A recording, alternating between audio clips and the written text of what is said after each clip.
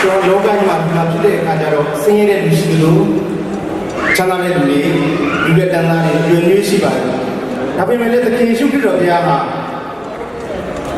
ဘုရားဖြစ်တဲ့အတွက်ကြောင့်မို့သူဟာချမ်းသာတဲ့လောကကိုဆင်းလာလို့ရပါတယ်ဒါပေမဲ့လည်းအဲ့လိုမဟုတ်ပါဘူးကျွန်တော်တို့လောကမှာပြောမယ်ဆိုရင်အောက်သက်ကြီးတယ်ပေါ့နော်သူကနှိမ့်ချစွာပြန်သွားစုကမှာဝင်ပွားပြီးတော့ပွားမြင်ခြင်းကိုခံယူတယ်ဆိုတဲ့သခင်လေးနဲ့လူမျိုးမျိုးပါတော်မျိုးလောကသားအားလုံးအတွက်